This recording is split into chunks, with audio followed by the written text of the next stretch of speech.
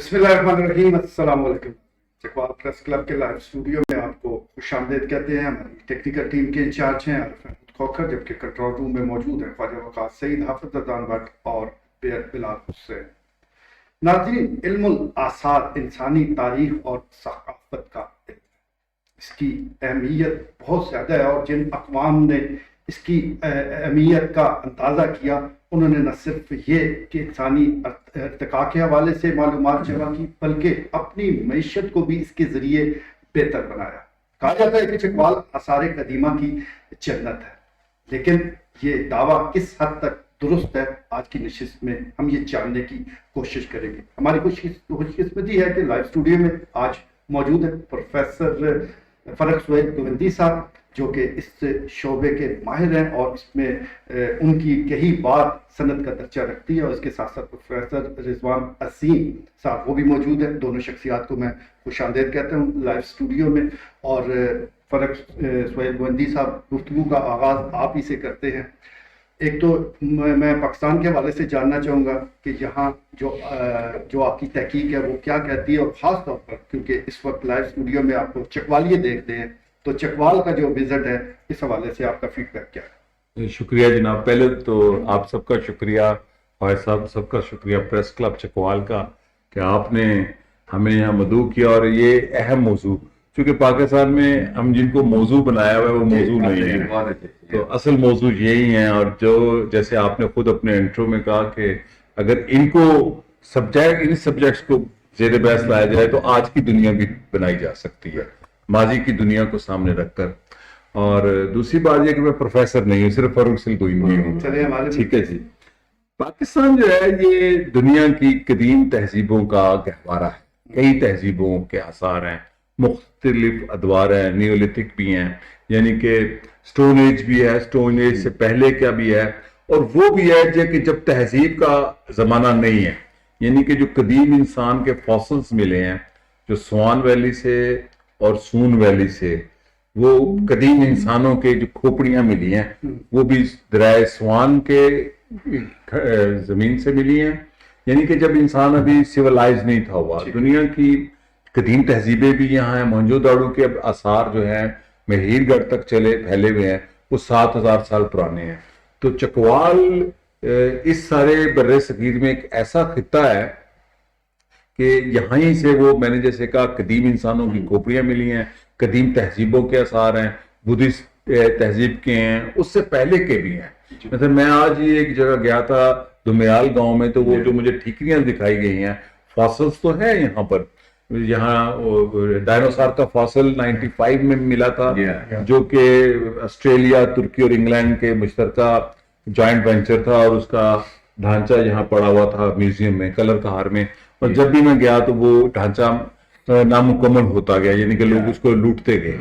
لیکن جو آج میں نے ابھی ٹھیکریاں دیکھنے گیا تھا، کچھ ایک دوست نے اپنے ریاض صاحب نے اپنے گھر میں میوزیم بنایا ہوا ہے، تو میں نے ان کو دیکھتے ساتھ کہا یہ نیولتھک پیریڈ کی ٹھیکریاں ہیں، کیونکہ میں ابھی گیا تھا ترکی، جو میسوپوٹیمیا کا علاقہ ہے، میسوپوٹیمیا کی تہذیب سے 6000 سال پہلے گوبیکلی تپے، وہ 12000 سال پرانی انسانی تہذیب کے آثار ملے ہیں، جس نے کہ ساری ان اپروچز کو مسترد کر دیا، جن پر میرا بھی یقین تھا کہ انسان 10,000 سال پہلے برف سے نکلا، تو 14,000 سال پرانی بستی بھی مل گئی ہے۔ تو جو یہ خطہ ہے چکوال کا، خوشاب کا، جیلم کا، یہ پورا خطہ یہ میرا پاکستان کا پسندیدہ خطہ ہے۔ میں دنیا کے 100 سے زیادہ ملک گھوم چکا ہوں اور بہت زیادہ گھوما ہوں، تو میرا جو فیورٹ خطہ ہے وہ چکوال، جیلم اور خوشاب ہے۔ اگر آپ اس ساری پٹی میں دیکھیں اور پوٹھوار کے اوپر تک، لوگ ہم مکس بھی کرتے ہیں کوہون ویلی کو سون ویلی سے اور پھر پوٹھوار سے، یہ آگے سب کلچرز ہیں، سب سیولائزیشن ہیں، چھوٹے چھوٹے ریجنز ہیں۔ تو جیسے آج میں نے 3 ٹھیکریاں دیکھنے کے بعد میں نے کہا ریاض صاحب کو کہ یہ تقریباً 6000 سال 7000 سال پرانا ہے، یعنی موہنجو داڑو سے قدیم ہڑپا سے، تو ہڑپا بھی ساتھ کا ملا ہے۔ تو اس لیے چکوال کو میرا خیال ہے کہ اگر ٹورزم کے حوالے سے، اور 3 قسم کا ٹورزم ہوتا ہے ایسے خطوں میں جو چکوال ہے، پاکستان کی حکومت جب تک ریاست ان چیزوں کی باقاعدہ منصوبہ بندی سے سرپرستی نہیں کرے گی، کوئی ٹورزم نہیں ہوگا، کچھ نہیں ہوگا.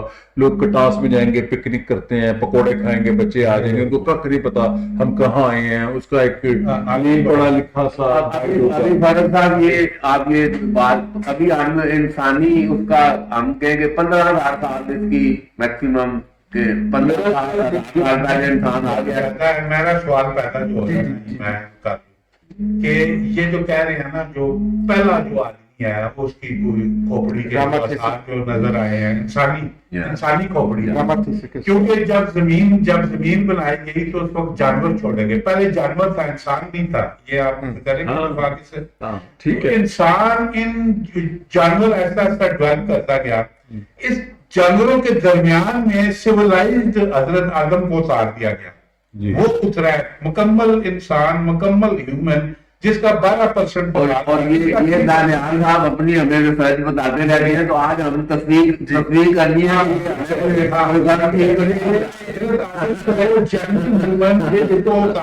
یہ گفتگو کسی اور طرف نکل جائے گی، تھوڑا سا موقع دیجیے.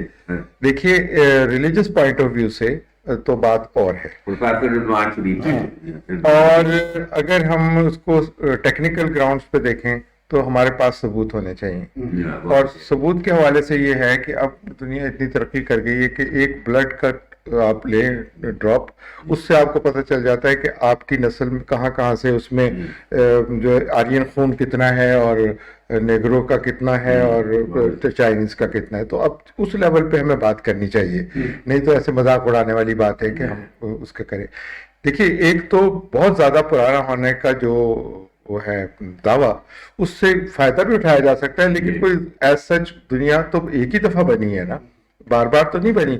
تو اس میں یہ ہے کہ انسان کا اگر ہم پہلے پرانی حساب سے کیلکولیٹ کرتے ہیں تو طوفان نوح کا ایک اندازہ کیا جا سکتا ہے کہ کتنے ہزار سال پہلے تھا. حضرت ابراہیم علیہ السلام کا زمانہ جو ہے وہ 1,500 سال قبل مسیح کا ہے. تو ان کے جتنی نسلوں کے بعد وہ پیدا ہوئے، ہمارے پاس تو اتنے اچھے بڑے عالم ہیں، وہ بتا سکتے ہیں کہ کتنی نسلوں کے بعد حضرت ابراہیم علیہ السلام دنیا میں تشریف لائے. اور پھر حضرت نوح علیہ السلام کے بعد حضرت شیش علیہ السلام اور جو حضرت آدم کا سلسلہ ہے. تو قرآن سے بھی بہت مدد لی جا سکتی ہے کہ ہمارا جو انسان کا تصور ہے حضرت آدم کا وہ کتنا پرانا ہے. یہ تو بات ہو گئی ریلیجس.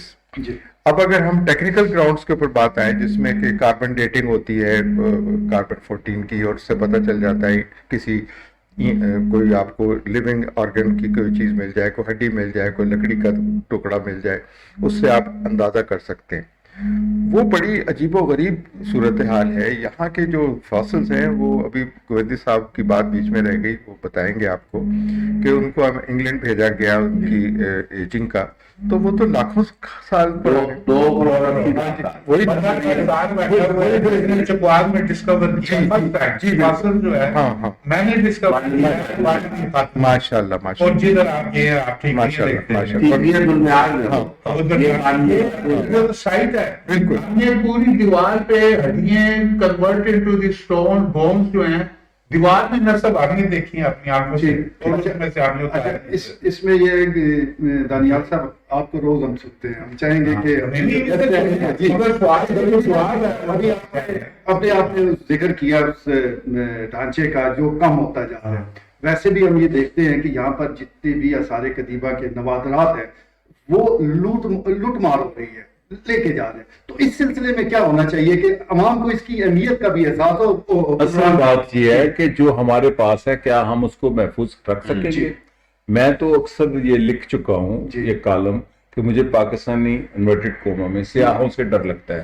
یہ جو عید کے روز گاڑیاں لے کے شہروں سے سوات کی انہوں نے اور ناردرن ایریا کی جھیلوں کو ستیہ ناش کر دیا. اب وہ آپ کے ڈیموں سے بنی ہوئی جھیلیں، کلر کہار کی جھیل، کھبے کی جھیل، اچھالی جھیل، جھالر جھیل، یہ میری ساری دیکھی ہوئی ہیں، ان کا ستیہ ناش کر رہے ہیں. اصل بات یہ ہے کہ یہ جو ہمارے پاس آثار ہیں ایک تو چوری ہونے سے محفوظ ہوں، دوسرا جو ہمارے پاس یہ ان آثار کی جگہ ہیں اور قدرتی جیسی چیزیں ہیں، کیا ہم ان کو محفوظ رکھنے کی شعور رکھتے ہیں؟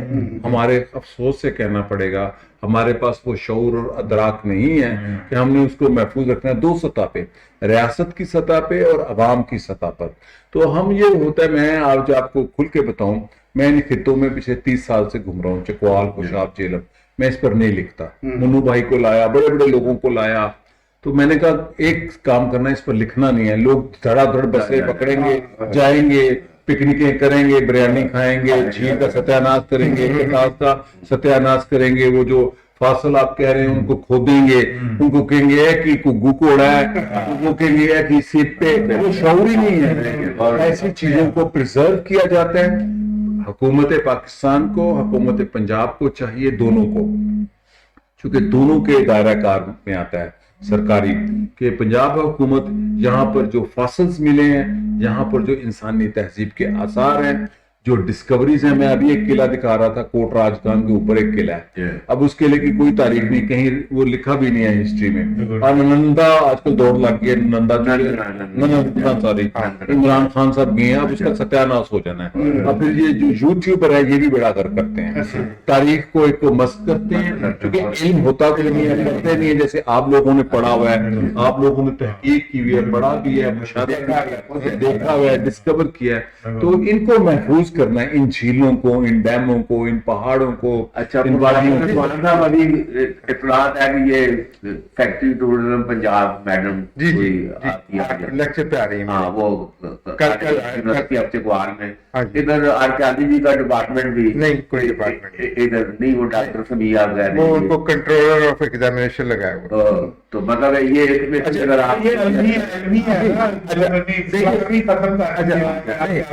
آپ مجھے یہ بتائیے کہ چکوال کا ایک بچہ ان کی عمر کا، وہ چکوال یونیورسٹی میں انٹرنیشنل افیئرز کے اوپر ماسٹرز کر لے گا، اس کے بعد کیا کرے گا؟ آئی ٹی، اس کو نام ہے جی ڈپارٹمنٹ آف انٹرنیشنل افیئرز، پتہ نہیں کس کا آئیڈیا ہے وہ. خیر، بات میں آپ سے جو چھوٹی سی مختصر سی بات کرنا چاہتا ہوں آرکیالوجی ہسٹری کے حوالے سے. دیکھیے، یہ بڑے ریسورسز ہوتے ہیں ہیریٹیج کے حوالے سے. اگر جن قوموں نے کچھ بھی نہیں تھا ان کے پاس، میں آپ کو تھائی لینڈ کی مثال دے سکتا ہوں، صرف ٹورزم سے کما رہے ہیں، کوئی تیل نہیں نکل رہا وہاں سے، کوئی وہاں سے چاول نہیں ایکسپورٹ ہو رہا، صرف براسل چھوٹا موٹا کام ہے. اور برازیل تو خیر بہت بڑا شہر ہے، اس کے براسل ہے. ہاں، براتھل ہے، وہ تو اب ان کا ایک اور غلط کام ہے. لیکن یہ کہ ٹورزم آپ کو اتنے پیسے دے سکتا ہے کہ چکوال ڈسٹرکٹ سارے پاکستان کو اٹھا لے. یہ میری کہنا ہے، میں اس پہ دعویٰ کرتا ہوں، یہی کہہ رہے ہیں، بالکل یہی کہہ رہے ہیں کہ آپ کی جو ہے نا اکانومی کہیں سے کہیں جائے گی. ایک چھوٹی سی میں مثال دیتا ہوں. ہندو آتے ہیں یہاں، کٹاس کے کہتے ہیں جی ہمارا دوسرا بڑا متبرک کام، پہلا ہے، دوسرا ہے، جو بھی ہے. کوئی وہاں پہ فیکٹری لگائیں، ڈسٹلڈ واٹر وہاں کا چشمے کا لگائیں، اس کے اوپر لکھیں یہ متبرک آپ کا پانی لے جائیں، اور اس کو 150 روپے کی بوتل بیچیں یا 1000 کی بھی بیچ دیں.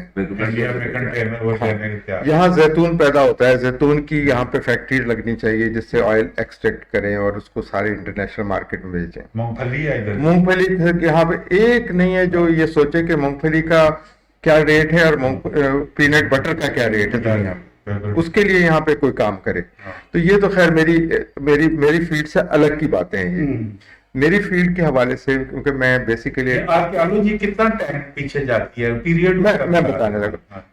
میں ہوں آرکیالوجسٹ کا دوست.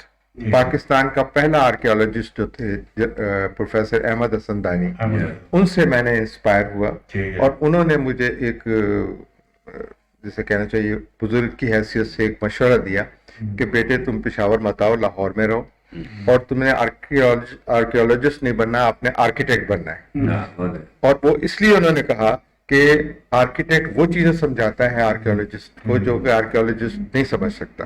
مثال کے طور پہ جب ایک آرکیالوجسٹ ایک جگہ کو ایکسکیویٹ کرتا ہے تو فاؤنڈیشنز نظر آتی ہیں، اسے یہ پتہ نہیں ہوتا کہ یہ کچن ہے، یہ باتھ روم ہے، یہ کمرہ ہے، یہ آرکیٹیکٹ ہی بتا سکتا ہے. تو اس حوالے سے میں اپنا تعارف یہ بتا رہا تھا کہ میں آرکیٹیکٹ پہلے ہوں، آرکیالوجسٹ جو ہے نا وہ میرا پیشن ہے، میری ایک جیسے کہنا چاہیے، جیسے گووندی صاحب نے ابھی کہا کہ سیر کرنی، تفریح کرنا.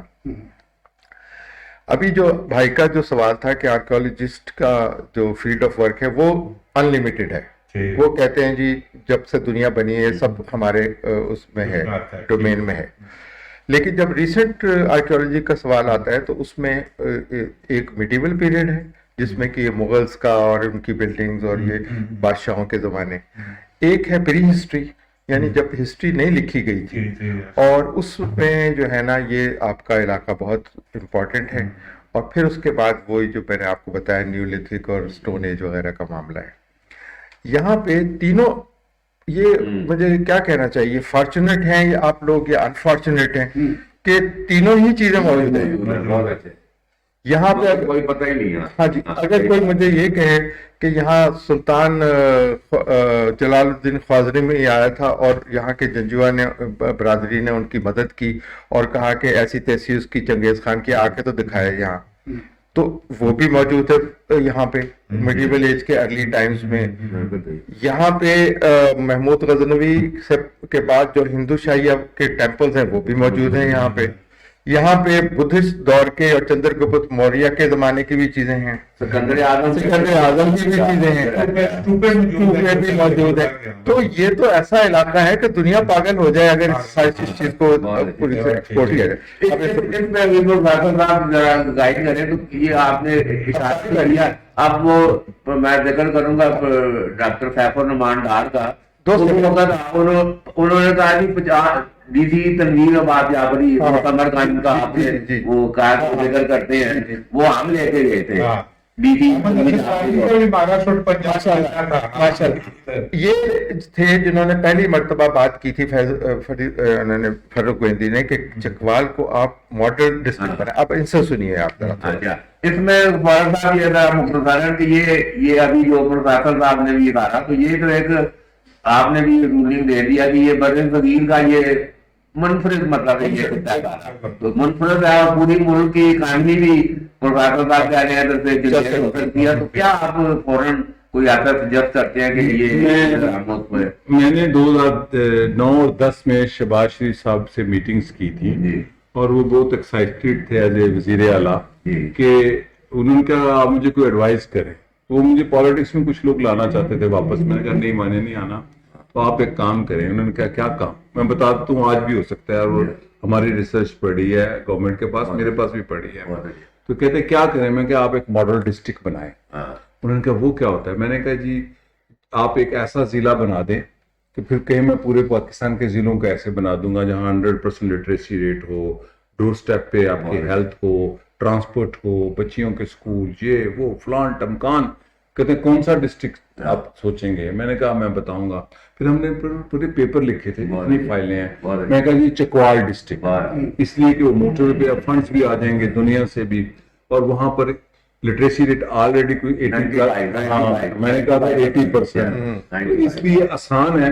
اس کو اگر آج بھی حکومت پنجاب, میں کرتا ہوں پریکٹیکل بات, اس کو ماڈل ڈسٹرکٹ ڈکلیئر کیا جائے اور اس کے اندر literacy industry, local industry, cottage industry, مونگ پھلی, صنعت, تجارت, college, tourism, natural tourism, religious tourism, archaeological tourism, anthropological point of view, museums, سہولتیں, بسیں, ہوٹل, موٹل.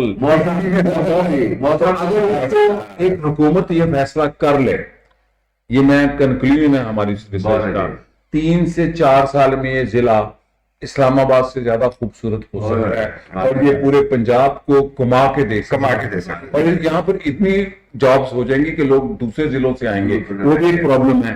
میں نے کہا اس کو بھی حل نکالا جا سکتا ہے. پھر ہم کہیں گے ہم جیلوں کو بھی ایسا بنانا چاہتے ہیں.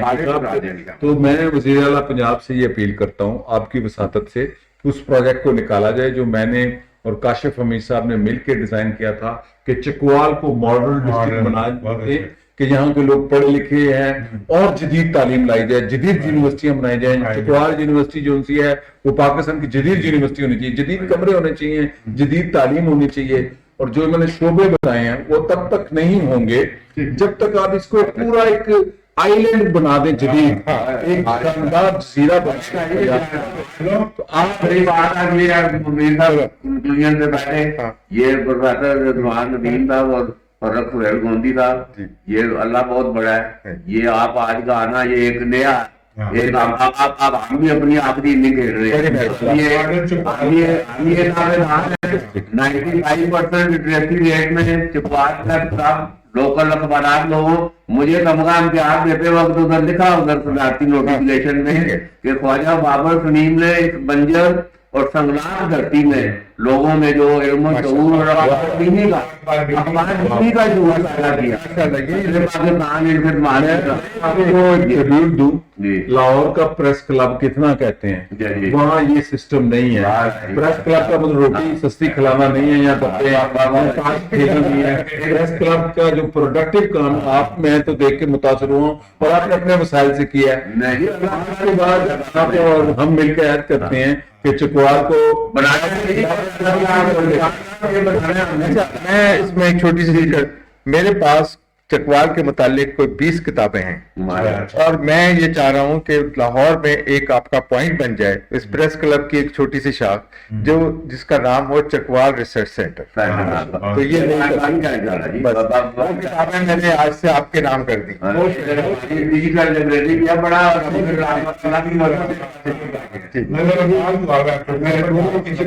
پروفیسر رضوان عظیم صاحب آپ کا بھی بہت شکریہ اور فرق سہیل ودی صاحب آپ کا بھی بہت شکریہ. ناظرین آپ نے گفتگو سنی جس طرح جو اس اصل مطالعہ آپ کہہ سکتے ہیں یا اصل گفتگو یہی ہے کہ ہماری نوجوان نسل میں وہ شعور ضرور آنا چاہیے کہ انہوں نے اپنے اس خزانے کی حفاظت کیسے کرنی ہے. آپ ضرور جائیں ان مقامات پر لیکن وہاں صرف کھانے پینے نہیں بلکہ جاننے کی کوشش کریں کہ یہ مقامات ہے کیا, ان کی اہمیت ہے کیا.